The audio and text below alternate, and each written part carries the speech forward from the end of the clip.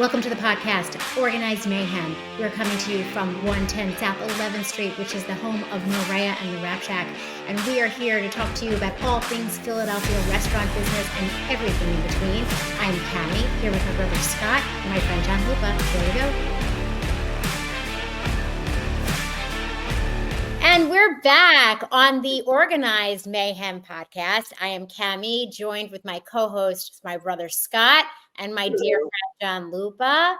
Hello. And we are here today. You guys are in a basement. A basement. It's really scary down here. Yeah, because we did this a little later in the day today. Yes, we did. Okay, so you guys are in the basement, in the underbelly of the restaurant, Yeah. and I've toured the underbelly of the restaurant, and I actually was blown away by its coolness. It somewhat reminded me of the scene, the classic, one of the best classic scenes ever of Goodfellas, where like all of that commotion and action is in the kitchen. Yeah. However, the underbelly of this is like it's huge. It's amazing. And you have like the cool lift that brings the food underneath. So does the temperature in there stay cold in the winter and hot in the summer, or what's it like down there? So we're pretty good. We're in the Maria office. Yeah. So the Maria office is actually pretty good, other than the fact it's not level. This is a big mistake here.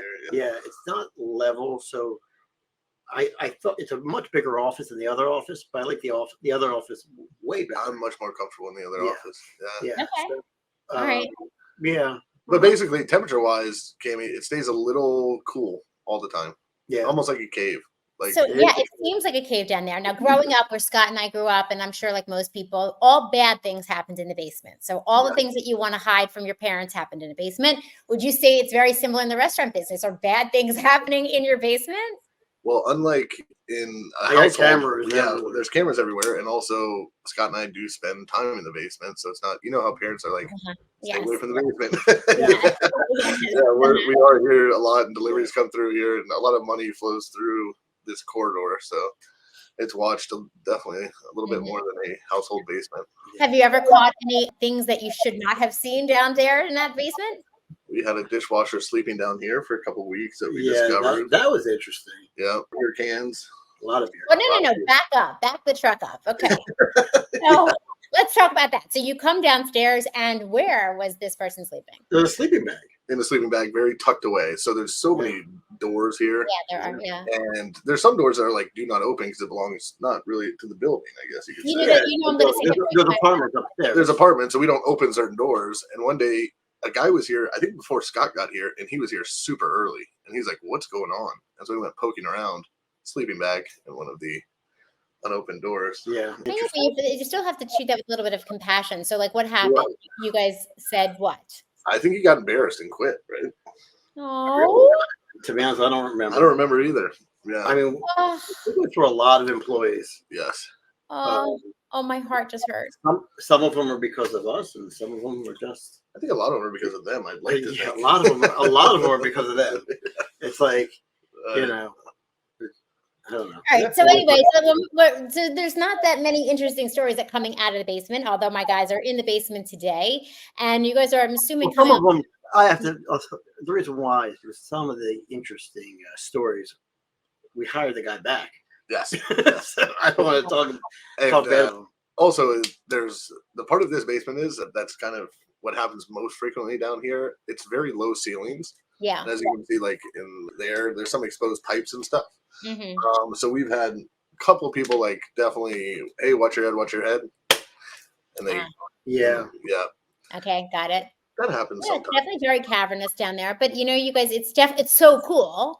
So let's talk about, I'm sure you guys are coming off a very busy weekend. And part of the reason why we're meeting so late today is it sounds like it's been very busy. Tell me what's going on. And is it been both places, Rap Shack and Maria? Like, is it St. Paddy's Day related? St. Paddy's Day related. Half the staff, it's called Erin Express for St. Paddy's Day. It's like the bar crawls and stuff like that. So half my staff wanted to do that, and so we were short-staffed, and then half of them just called out. Not half of them, a couple others just called out saying they had stuff to do. And okay, so now you're understaffed on a very busy restaurant night. Do you guys anticipate being understaffed and overstaffed to compensate? Sort of, as best we can. I mean, yeah. This was our head bartender. Good job, Lupa. Okay. But okay, so you guys, thank God, you guys work hard and you don't mind wearing lots of hats. So you had to pitch in and bartend. Scott, what did you have to do?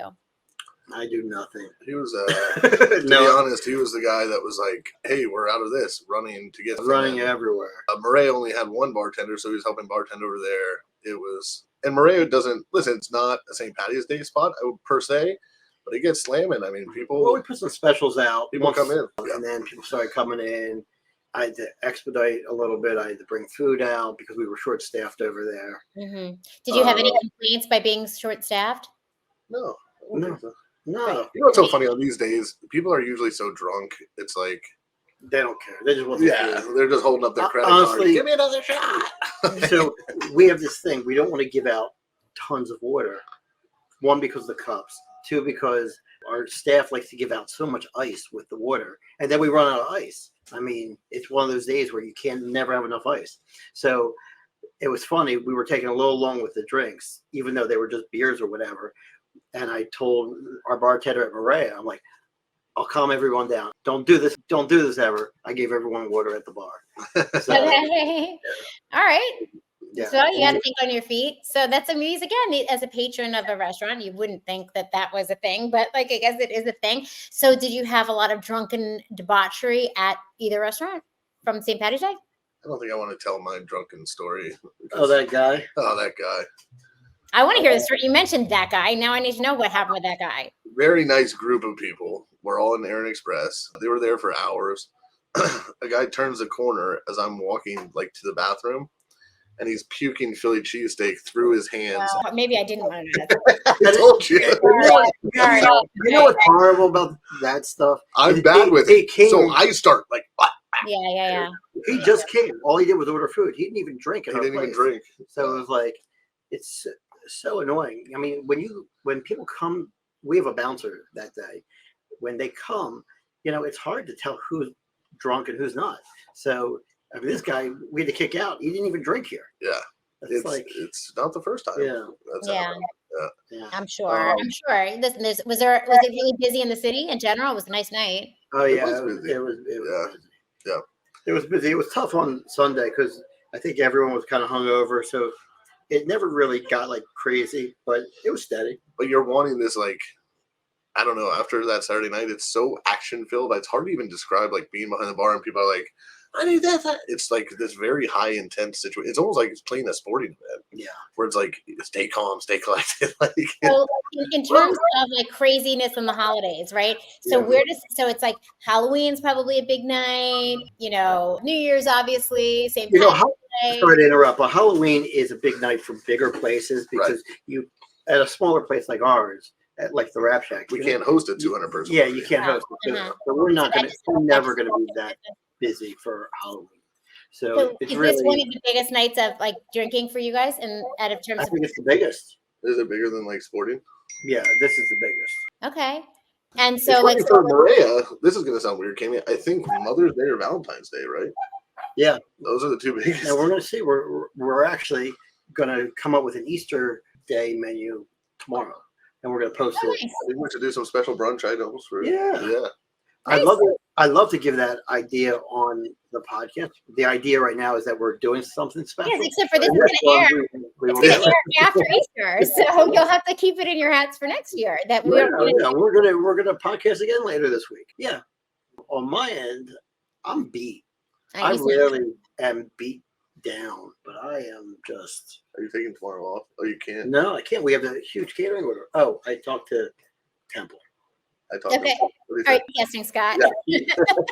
Well, this is the business. The business of the business. This is the organization. Hey, Jake, you can edit that little piece out where I'm just talking directly. That's fine. I actually think that it's par for the course. So, Scott, you being beat, what's that like? Have you just not having slept? You're just exhausted. Your body's just tired. My body is down. My feet hurt. My head hurts. So I kind of want to be really busy tonight, so I can just focus on that. Yeah.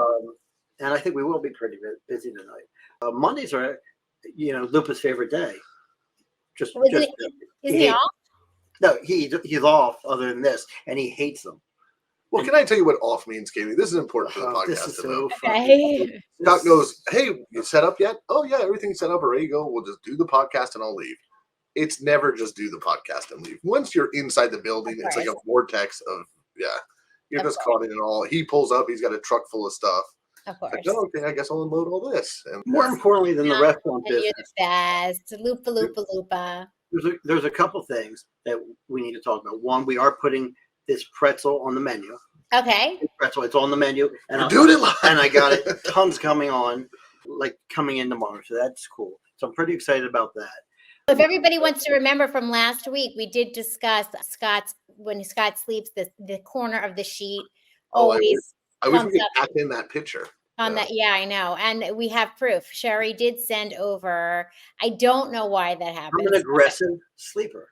There's nothing more to say than that. I just hate that we're picking on somebody for an unconscious act, but I also agree with what you're saying. Like, be conscious of your unconsciousness, or do something about it. There's got to be. There's a wonderful company called Amazon. Cliffs, and I don't think your brother's heard of that company. But yes, there's a company called Amazon. It's wonderful, and if you put in any kind of ailment or problem, they can usually send something overnight.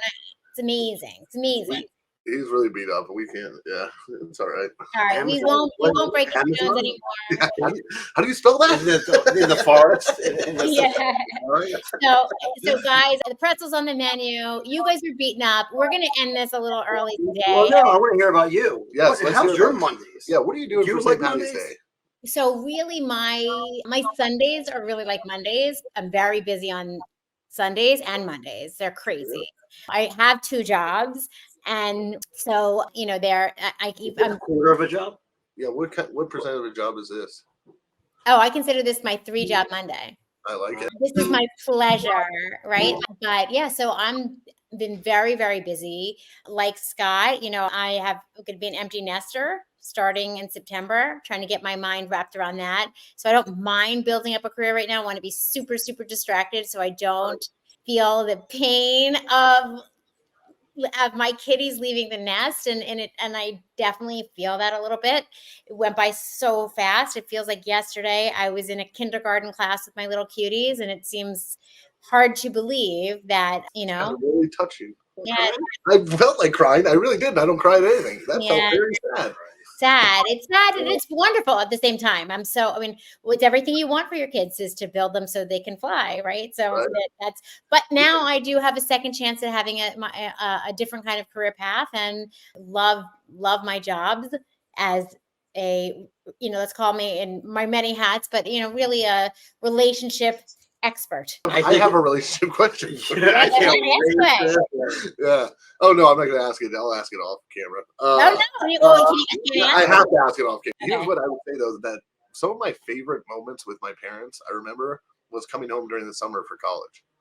I don't know why, because you're kind of an adult, and I don't know. It always felt very. I would feel those were my least favorite moments of my Really? parents. Wow, yeah. I think because I had a very tumultuous, teenage years, that it felt good to be like.